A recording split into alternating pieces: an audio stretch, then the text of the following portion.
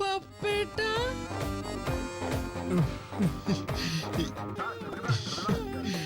ഞാൻ പേടിച്ചു പോയി. ഞാൻ കരുതി മുറിയിൽ വേറെ ആരാണ് നിൽക്കുന്നതെന്ന്. എന്റെ ഈശ്വര, ഞാൻ എന്താ ഈ കാണണേ? പപ്പേട്ട ഈ വേഷത്തിലോ? അയ്യോ, ഞാൻ സ്വപ്നം കാണാണോ ഭഗവാനെ? സ്വപ്നമൊന്നുമല്ല പത്മം. ഏതായാലും ഭാവത്തിലും രൂപത്തിലും മൊത്തത്തിലൊന്ന് മാറാമെന്ന് ഞാൻ തീരുമാനിച്ചു. തമാശക്കാ? സീരിയസ് ആയിട്ട് എന്തോ എനിക്ക് അങ്ങനെ തോന്നി.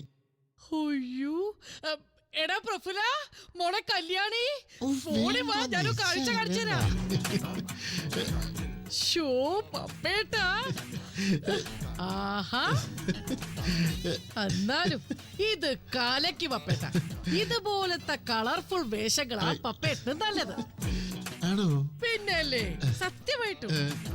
പിന്നെ ഇനി ഞെട്ടിക്കുന്ന ഒരു സത്യം പറയട്ടെ. ആ കതർ വേഷല്ലേ പപ്പേട്ടന് തീരെ ചേരില്ല. എടാ, ദേ നോക്കിയത് ആരായി നിൽക്കുന്നത് നോക്ക്. അതാര്? അയ്യോ, കല്യാണി നോക്ക് നീ. ഇതാര് ഗിറ്റാർ കിട്ടുമല്ല? ടീഷർട്ട് മൊത്തം ഗിറ്റാർ ആണല്ലോ. സൂപ്പർ അച്ഛാ. ഞാൻ എപ്പോഴും അച്ഛനോട് പറയാറില്ലേ, അച്ഛന്റെ വേഷം കണ്ടിട്ടേ എന്റെ സ്കൂളിലുള്ള കുട്ടികൾ വരെ ചോദിച്ചു അച്ഛൻ ഏത് സഭക്കാരനാണെന്ന്. അളിയൻ വെള്ളം വെള്ളമായിട്ടോണ്ട് പോകുമ്പോഴേ ബ്രദർ പപ്പനാവൻ പോണേന്ന് അളിയന്റെ കൂട്ടുകാർ വരെ കളിയാക്കി പറയുന്നത് ഞാൻ കേട്ടിട്ടുണ്ട്. അച്ഛൻ ഇതിട്ടോണ്ട് പുറത്തേക്ക് ഇറങ്ങണം കേട്ടോ. അയ്യോ, അതൊന്നും വേണ്ട. അതിലെന്താ പപ്പേട്ട എത്ര നാണിക്കാൻ? ഞാനൊരു പരീക്ഷണാർത്ഥം ഇട്ടെന്നേ ഉള്ളൂ. അതിനെന്തളിയാ? ഇത് അളിയന്റെ വസ്ത്രാന്വേഷണ പരീക്ഷണങ്ങൾ എന്നങ്ങ് പറഞ്ഞാ മതി. ഒരു ജീൻസിന് ഇട്ട് കഴിഞ്ഞാൽ അടിപൊളി ആവോളിയാ. ഇപ്പൊ തന്നെ ചേച്ചിയുടെ അനിയനാണെന്നേ ആര് കണ്ടാലും പറയൂ. അത് ശരിയാ അച്ഛാ. അച്ഛനിപ്പോ 10 വയസ്സ് കുറഞ്ഞിട്ടുണ്ട്. ഈ വീട്ടിൽ നിൽക്കുമ്പോ ഇതൊക്കെ മതി, പക്ഷെ പുറത്തേക്ക് ഇറങ്ങുമ്പോ കതറിട്ടാ മതി. White and white. അല്ല, നീയല്ലേ പറഞ്ഞത് അത് വളരെ വൃത്തികെട്ട വേഷമാണെന്ന്? ഞാനിനി പാന്റും ഷർട്ടും ഒക്കെ ഇടാൻ തീരുമാനിച്ചു. ഇതാണ് കുഴപ്പം. ഒന്നല്ലെങ്കിൽ പാഷാന്റെ നെഞ്ചത്ത്, അല്ലെങ്കിൽ കളരിക്ക് പുറത്ത്. അച്ഛൻ ഇത്ര യോ യോ ആയിക്കോട്ടെ. പക്ഷെ ആളുകൾ അയ്യേ അയ്യേ എന്ന് പറയാതിരുന്നാ മതി. അവിടെ ഒരു യോയോ ഓടെ അവിടെ.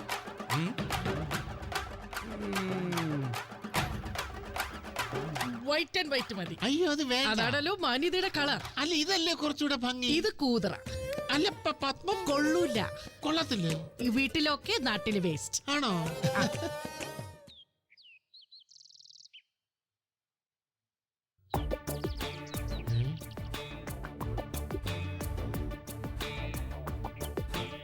സോറി സർ, വീട് മാറിപ്പോയി.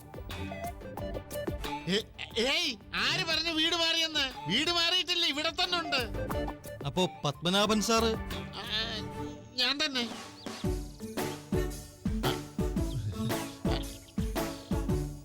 അകത്തേക്ക് വരണം. സുരേഷ് ഇരിക്കേ. സുരേഷ് അല്ല സർ, സുമേഷ്. എനിക്ക് എപ്പോഴും സുരേഷും സുമേഷും തമ്മിൽ അങ്ങ് മാറും. സാറും മൊത്തത്തിലങ്ങ് മാറിയിരിക്കുന്നു. അത്ഭുതമായിരിക്കുന്നു സർ. സൗമ്യയുടെ അച്ഛൻ എപ്പോഴും പറയും വൈറ്റും വൈറ്റും പത്മനാഭ സാറിന്റെ ട്രേഡ് മാർക്കാണെന്ന്.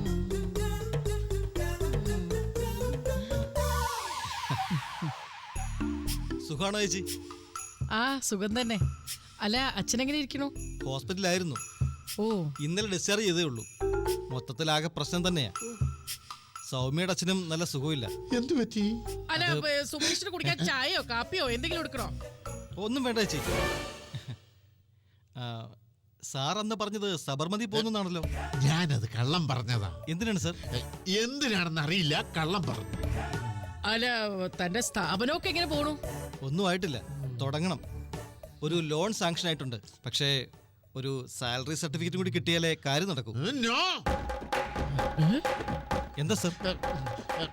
നോ സുരേഷ്, നടക്കില്ല. സുരേഷ് വേറെ ആരെങ്കിലും നോക്കുന്നതായിരിക്കും നല്ലത്. അല്ല, ഈ പപ്പേട്ടനെ ഇപ്പൊ തന്നെ 4-5 പേർക്ക് ജാമ്യം നിന്നുണ്ട്, അതുകൊണ്ടാ. അതെനിക്ക് അറിയില്ലായിരുന്നു. വേറൊരാള് പറഞ്ഞിട്ടാ ഞാൻ പത്മനാഭ സാറിനെ തിരക്കി വന്നത്. സാറ് നോ പറയില്ലെന്നാ ഞാൻ കരുതിയത്. പക്ഷെ ഇപ്പോ സാർ ആദ്യം തന്നെ നോ പറഞ്ഞ സ്ഥിതിക്ക് ഉറപ്പായി നടക്കില്ലെന്ന്. ഞാന് പരിചയക്കാരോട് അത് ചോദിച്ചു പിന്നെ നോക്കാം. അല്ല, ആരോടൊക്കെ ചോദിച്ചാലും എല്ലാവരും ജാമ്യക്കാരല്ലേ. ഉദ്ദേശിച്ച ദിവസം ലോൺ കിട്ടിയിരുന്നെങ്കിൽ ചില അത്യാവശ്യ കാര്യങ്ങൾ നടന്നേനെ. അതാ ഞാൻ സാറിനെ പ്രതീക്ഷിച്ച് ഇങ്ങോട്ട് വന്നത്. സുമേഷിനൊന്നും തോന്നരുത്. ഇല്ല സർ, സാറ് നടക്കുമെന്ന് പറഞ്ഞ അത് നടക്കുമെന്നായിരുന്നു എന്റെ മനസ്സിൽ. ഇതിപ്പോ സാറിന്റെ സാഹചര്യം കൂടി ഞാൻ മനസ്സിലാക്കണ്ടേ? എന്നാ പിന്നെ ആയിക്കോട്ടെ. ശരി സാർ. ആ. ശരി എന്നാ. ഉം.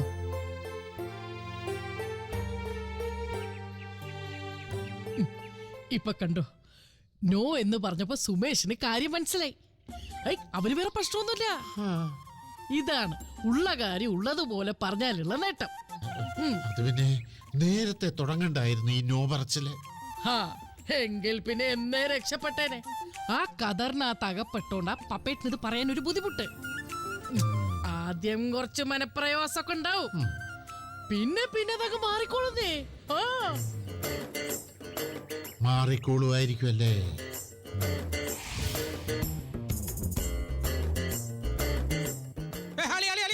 അത് വേണ്ട, അത് വേണ്ട. ആ. ഇങ്ങോട്ട് നോക്കി അളിയ.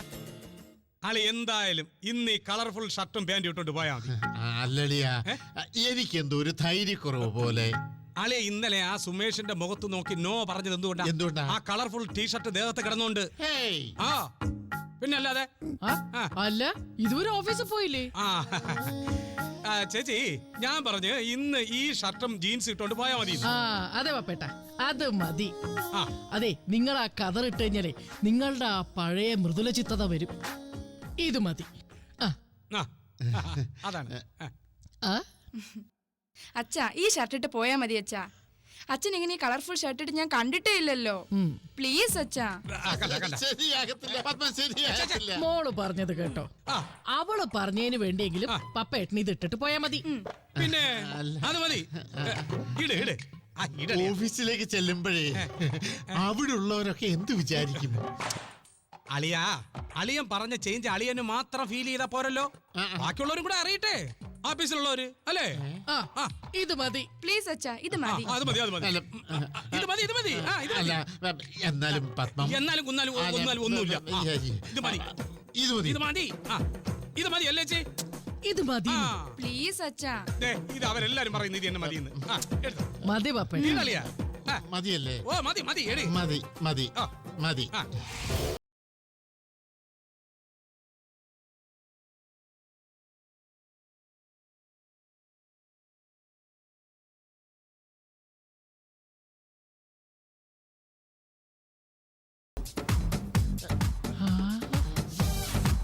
എങ്ങനുണ്ട്? കിടക്കി. ഇനി ആളിയാ പഴയ സൈക്കിൾ മാറ്റിട്ട് ഒരു ബൈക്ക് വാങ്ങി. അയ്യോ, അതൊന്നും വേണ്ട. അച്ഛാ, ജീൻസ് ഷർട്ടും ഒക്കെ ഇട്ടോണ്ട് ആ പഴഞ്ച സൈക്കിളിൽ പോകാനാണോ അച്ഛന്റെ പരിപാടി? അത് ഷെയിമാ അച്ഛാ. ഇതുപോലെ ഷർട്ടും പാന്റും ഒക്കെ ഇട്ടോണ്ട് അച്ഛൻ ഒരു ദിവസം എന്റെ സ്കൂളിൽ വരണം. അത് വരാൻ മോളെ.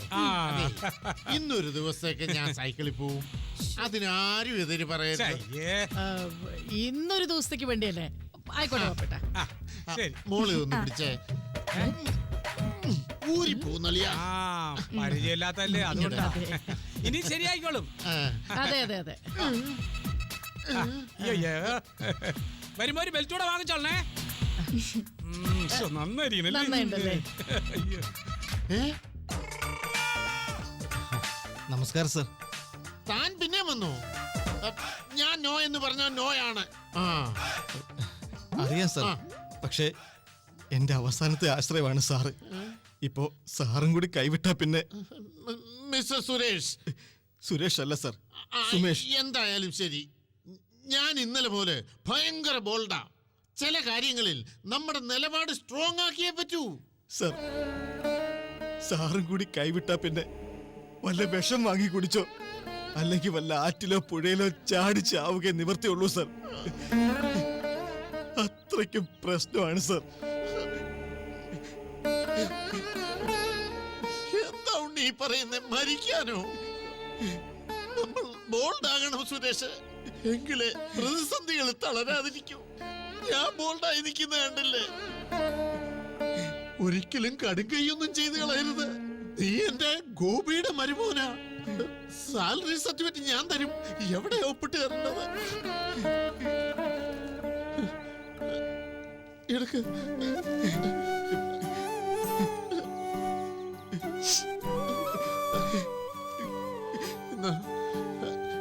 ഇത് പത്മ അളിയനെ ഒന്നും അറിയരുത്. ഇല്ല സാർ, ഒരിക്കലും ഇല്ല സാർ. സാർ എന്റെ ദൈവമാണ്. വരട്ടെ സാർ.